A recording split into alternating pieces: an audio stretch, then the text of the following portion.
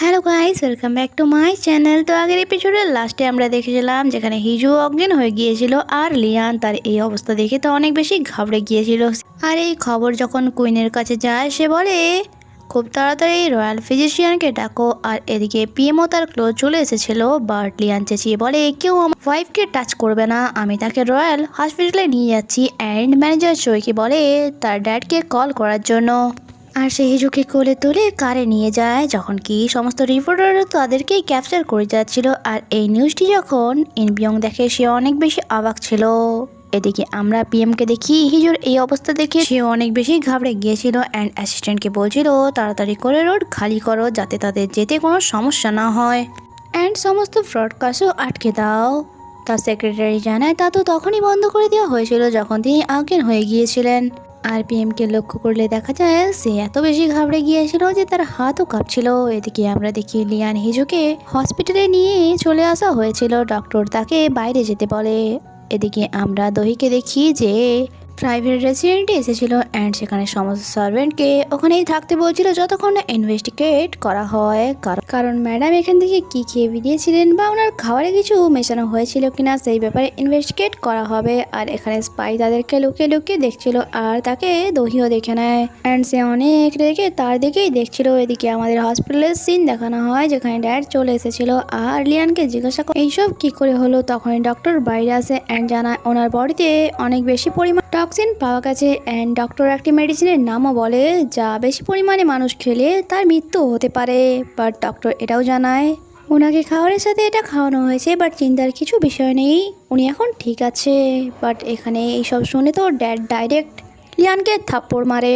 গার্ডসরা তার দিকে দৌড়ে আসছিল। লিয়ান বলে এটা আমাদের পারিবারিক ব্যাপার, তাই তোমরা যেখানে দাঁড়িয়েছিলে সেখানে যাও। ড্যাড বলে আশা করছি তুমি এই ব্যাপারটাকে এভাবেই ছেড়ে দেবে না। লিয়ান বলে আমি ছাড়তেও চাই না। আর এই খবরটা কুইনের কাছেও পৌঁছে যায় যে হিজুকে বেশ দেওয়া হয়েছিল। পিএম যে রেগে মেগে লিয়ানের কাছে আসছিল আর তার সাথে দেখা হওয়া মাত্র এসে তার উপর চেল্লিয়ে ওঠে আর বলে তুমি একদিনও হিজুকে সেভ রাখতে পারলে না, আজই তোমার সে ওয়াইফ হয়েছে আর আজই সে অজ্ঞান হয়ে গেল। লিয়ান বলে আমি সেই জন্য এখানে এসেছি, আমি চাই তুমি পুরো প্যালেসের ইনভেস্টিগেট করো। আর সেখানে আসে আর যায় এমন সমস্ত ব্যক্তি, ইভেন তো রয়্যালদেরকেও জিজ্ঞাসাবাদ করা হবে। আমি তোমাকে অর্ডার দিচ্ছি। এরপর আমরা পিএমকে কুইনের সামনে বসে থাকতে দেখি। কুইন এই ব্যাপারে কোশ্চেন করলে সে বলে এই ঘটনাটি ঘটেছে প্যালেসে, তাই প্যালেসের ইনভেস্টিগেশন তো হবেই আর এটা নতুন নয়, তাই আপনার আর কিংয়ের সেফটির জন্য আমাদেরকে ইনভেস্টিগেট করতেই হবে। কুইন জিজ্ঞাসা করে তাহলে কি রয়্যালসদেরও কোশ্চেন করা হবে? পিএম বলে হ্যাঁ, প্রিন্স লিয়ান বলেছে, তাই কুইনকে না চাইতেও পারমিশন দিতে হয় এখানে। এরপর পিএম প্রেস কনফারেন্সের সামনে ছিল যেখানে সে অ্যানাউন্স করছিল যে প্যালেসে ইনভেস্টিগেট করা হবে, রয়্যালসদেরকেও কোশ্চেন করা হবে। এরপর সমস্ত সার্ভেন্টকে নিয়ে যাওয়া হচ্ছিল যেখানে দহিও ছিল অ্যান্ড এক এক করে সমস্ত সার্ভেন্টকে কোশ্চেন করা হয়। আর সবের শেষে আসে সেই স্পাই যার নাম এরা ছিল। আর ভয়ের মারে তো তার হাতই কাঁপছিল। এখানে বন্ধুরা আপনাদের কি মনে হয় এইসবের পেছনে তার হাত আছে? হ্যাঁ, তার হাত নেই ঠিক আছে, বাট তাকে কেউ এইসব করার জন্য পারমিশন দিয়েছে এমনটা? তাহলে কমেন্টে অবশ্যই জানাতে পারেন। এদিকে ম্যানেজার জয় তেজু অ্যান্ড তার ওয়াইফ হসপিটালে বসেছিল অ্যান্ড জয় বলছিল এমনটা প্রথমবার হচ্ছে যে রয়্যালদেরও ইনভেস্টিগেট করা হবে।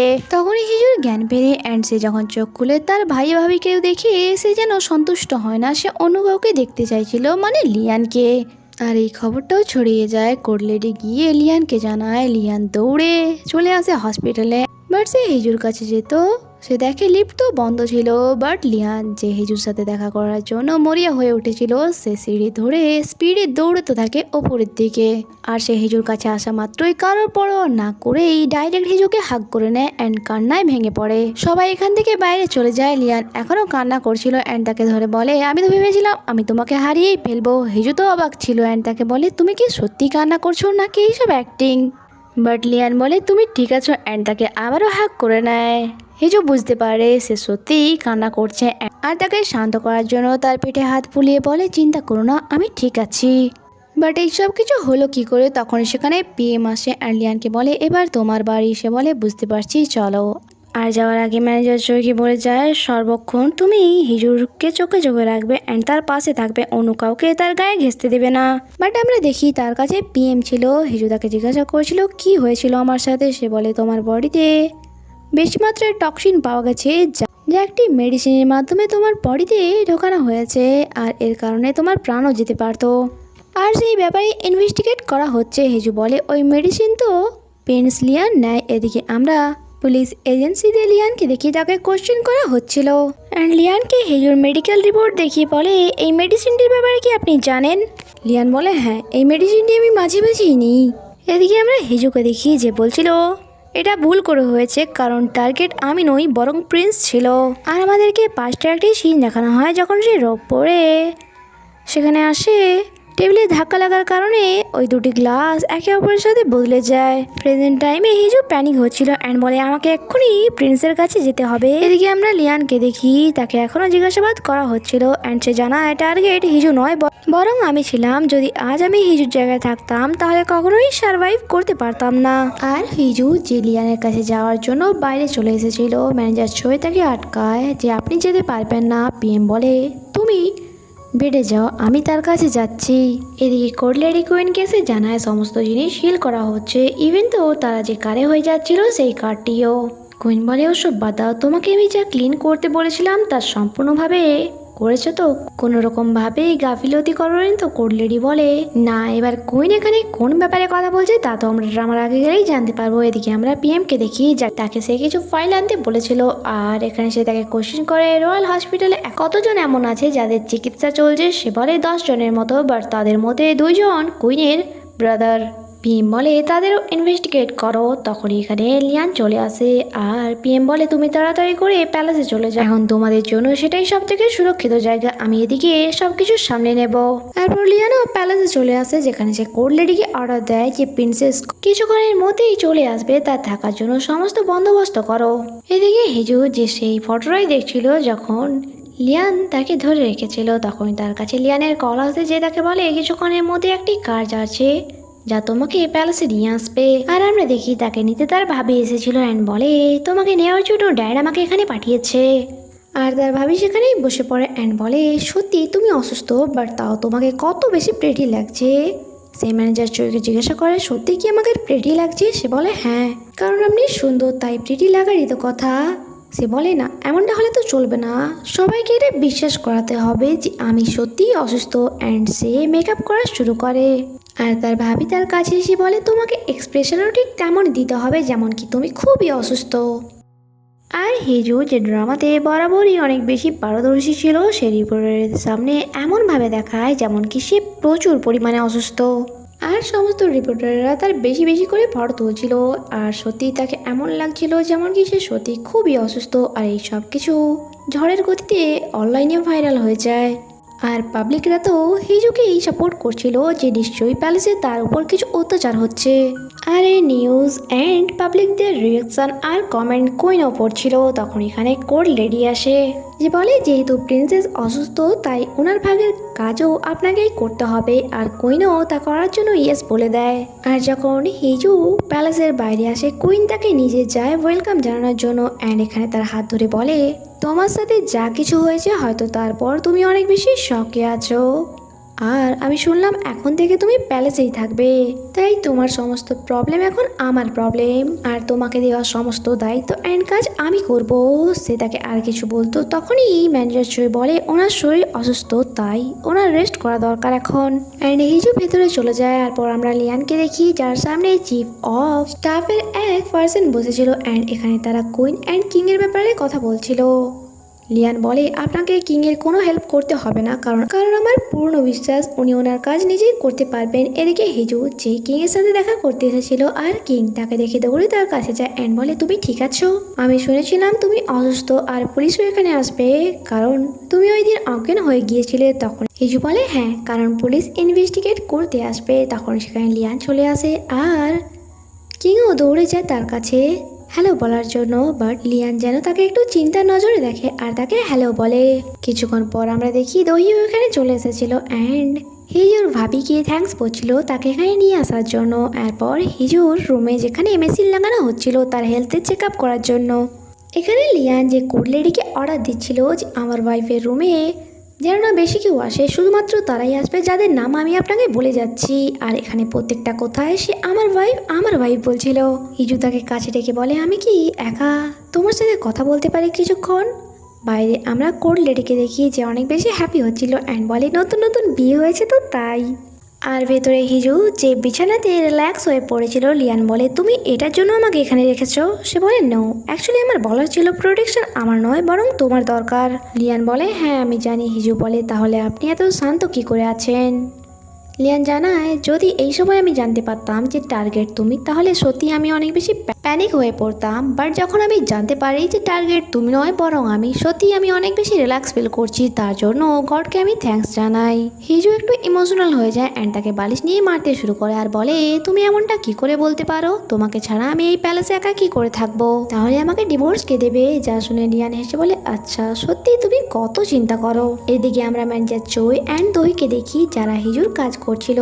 আর হিজু লিয়ানকে বলছিল, এই সময় কুইন হয়তো আমার কাজ করছে। সে বলেন, না, আমি ওনাকে মানা করে দিয়েছিলাম অ্যান্ড তোমার কাজ এখন চই অ্যান্ড দহি করছে। এদিকে কুইন, যার কাছে তার ড্যাড মানে ইনপিয়ং এসেছিল অ্যান্ড এই ব্যাপারে কথা বলছিল, কারণ তার মনে হচ্ছিল এই সব কিছু কুইনের কারসাজি।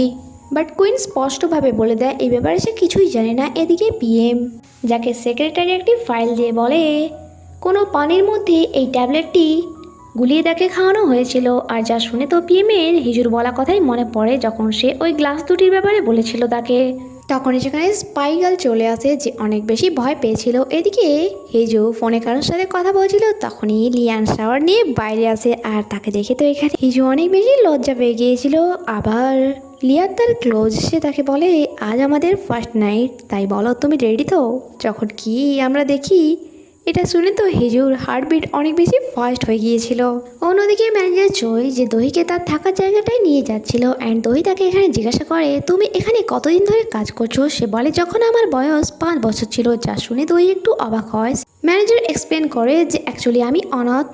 আমি শুনেছি নাকি যখন আমি ছোট ছিলাম কেউ আমাকে রাজ দরবারের সামনে ফেলে দিয়ে গিয়েছিল, তখন থেকে আমার বড় হওয়া এখানেই। হতে পারে আমার নিজের বলতে কেউ নেই, বাট এই ফ্যামিলি থেকে আমি অনেক ভালোবাসা পেয়েছি। এটা বলে সে এগিয়ে চলে যায়। যখন কি দই হার্টবিট অনেক বেশি ফাস্ট হয়ে গিয়েছিল, তার মানে তার মনেও লাড্ডু ফোটা শুরু হয়ে গিয়েছিল আর এটারই আমি অপেক্ষা করছিলাম। এদিকে লিয়ান অ্যান্ড হিজু তারা একই বেডে শুয়েছিল আর হিজুর অনেক বেশি লজ্জা লাগছিল, তাই সে তাদের দুজনের মাঝে একটি পিলো রেখে দেয়। বাট লিয়ান তা সরিয়ে দেয় আর হিজুকে নিজের ক্লোজ করে জড়িয়ে ধরে। হিজু কিছুক্ষণের জন্য তো চুপ হয়ে যায় অ্যান্ড তাকে বলে, আমি কি এই মেশিনটা খুলে ফেলবো, কারণ এটা থেকে অনেক বেশি আওয়াজ আসছে। লিয়ান তাকে মানা করে আর এটাও বলে, থাক, কারণ এটা থেকে আমি এটা তো জানবো যে তুমি বেঁচে আছো। যা শুনে হিজু তার দিকে ভালোবাসার নজরে দেখায় অ্যান্ড তাকে কিস করে নেয়। লিয়ানও তাকে ফরহেডে কিস করে। নেক্সট ডে মর্নিং আমরা হিজুকে দেখি সে তার কাজ করছিল অ্যান্ড এখানে যখন হেল্প করার জন্য সে দহিকে ডাকে, দহির জায়গায় ম্যানেজার চই আসে। ম্যানেজার চই জানায়, আজ আমি আপনার কাজ করব, দহি আসতে পারবে না। সে বলে, কেন, তুমি কি তার সাথে কিছু করেছো? অন্যদিকে আমরা লিয়ানকে দেখি, তার কাছে দহি ছিল, মানে তাদের দুজনের অ্যাসিস্ট্যান্ট একে অপরের সাথে চেঞ্জ হয়ে গিয়েছিল। দহি এখানে লিয়ানকে জানায়, আজ আপনার একটি মিটিং আছে লোরাল স্কুলে, যেখানে স্কলারশিপের জন্য আপনি স্পিচ দিতে যাবেন। সেখানে অ্যাঙ্কারিং এর জন্য পিএমও থাকবে। আর এদিকে ম্যানেজার চই হিজুকে বলছিল যে আজ আপনি লিয়ানের সাথে মিটিংয়ে যাবেন অ্যান্ড সেখানে গিয়ে আপনাকে প্রিন্স লিয়ানের পেছনে হাঁটতে হবে। যা শুনে তো হিজু তার দিকে অদ্ভুতভাবে তাকায়। চই বলে, আপনাকে সেখানে গিয়ে কোনো পোজ দিতে হবে না, কারণ চারিপাশে রিপোর্টার থাকবে, তাই আপনি এমন কোনো অদ্ভুত পোজ দেবেন না। ব্যাস আপনাকে শুধু হ্যালো বলতে হবে। তখনই সেখানে দহি আর লিয়ান চলে আসে। লিয়ানকে দেখে হিজু বলে, আপনি এরকম ড্রেস আপ পরে আজকের মিটিংয়ে যাবেন, আপনাকে অনেক বেশি বেকার লাগছে। আর এখানে ম্যানেজার চই যে হিজুর প্রশংসা করে যাচ্ছিল। আর তাদের চলে যাওয়ার পর লিয়ান দহিকে জিজ্ঞাসা করে, আমাকে কি সত্যি অনেক বেশি খারাপ লাগছে? দহি বলে, মোটেই নয়, আপনাকে তো অনেক বেশি সুন্দর লাগছে। আর তা চলে যাওয়ার পর দহি বলে, ওয়ার্ল্ডের সব থেকে হ্যান্ডসাম পার্সনকে তিনি কি করে খারাপ বলতে পারেন? এরপর আমরা তাদেরকে দেখি তারা রয়্যাল স্কুলের বাইরে চলে এসেছিল আর এখানে হিজু পোজ দিয়ে যাচ্ছিল, যখন কি ম্যানেজার চুই তাকে এমনটা পোজ দিতে মানা করেছিল। বাট হিজু কার কথা শুনে ওয়েল। এরপর তারা ভেতরে চলে আসে, যেখানে দহি জানায় কিং এখনও পিএম এর অফিসে আছে, তাই ওনার আসতে লেট হবে। হিজু এগিয়ে যায় স্পিচ দেওয়ার জন্য অ্যান্ড এখানে সে অনেক বেশি ফানি কথা বলছিল, যার কারণে সমস্ত স্টুডেন্টরা হাসছিল। তখনই ম্যানেজার চোয়ের ফোনে কিছু মেসেজ আসে অ্যান্ড তা সে লিয়ানকে দেখায়, আর আমরা দেখি কিছু একটা নিউজ যা অনেক বেশি পরিমাণে ভাইরাল হচ্ছিল অ্যান্ড এখানে রিপোর্টাররা যেমন জমির মতো অ্যাটাক করে দেয় আর হিজুকে ক্যাপচার করা শুরু করে আর তাকে উল্টোপাল্টা কোশ্চেন বলে যে আপনারা কন্ট্রাক্ট ম্যারেজ কেন করতে গেলেন, যা শুনে সে অবাক হয়ে যায়। অ্যান্ড এখানে এই এপিসোডই শেষ হয়। বন্ধুরা, যদি আপনাদের আমার এক্সপিরিয়েন্স ভালো লেগে থাকে তাহলে প্লিজ ভিডিওতে লাইক অ্যান্ড চ্যানেলটি সাবস্ক্রাইব করে আমাকে সাপোর্ট করবেন। দেখা হচ্ছে নেক্সট এপিসোডে, ততক্ষণের জন্য স্টে কানেক্টেড। Bye bye.